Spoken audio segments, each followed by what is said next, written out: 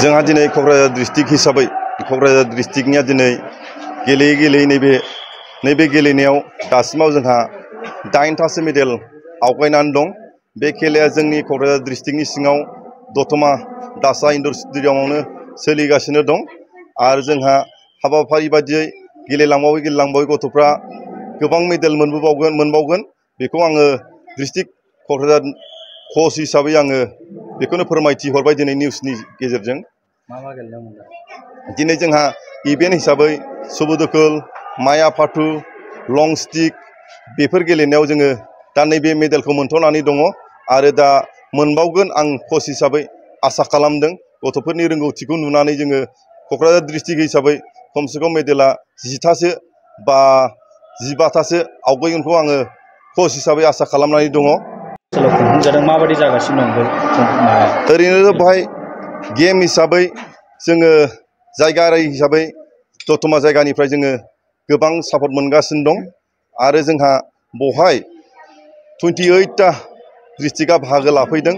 District हिसाबैबो गेलेगिरिफ्रा बेवहाय problem मोनाखै, मोजाङैनो बिसोर जानाय लोंनाय ब्रेकफास्ट गासिबो मोजाङैनो मोनजाजोबनानै बिसोरो थानाय उन्दुनाय मोजाङै मोनजानानै बिसोरो गेलेगासिनो दं। दासिमाव जोंनि कमिटियाव जेबो बिसोर कमप्लेन होफैयाखै। जोंनिनो सासे सोद्रोमा दिनै आङो बे केलारि फाइट 2खौ खुंफुंनो मोननानै जोबोद गोजोनग्लायनाय मोनदों। मानो होनोब्ला जोंहा मोनफ्रोमबो 28 डिस्ट्रिक्टनिफ्राय फैनानै जोंनि बे दतमा हालामाव मोजाङैनो बाहागो लाफैनानै दिनैनि बे खेलाखौ जाफुंसार होफैदों। लोगोसेयै जोंनि दतमा ओनसोलखौ बिथांमोनहा मोनसे हेफाजाब बा माबा मोनसे खेलानि जनसाधारनफोरनो रायजो राजानो मोनसे बिबुंसार होफैनायफोरबादि जों मोनदों।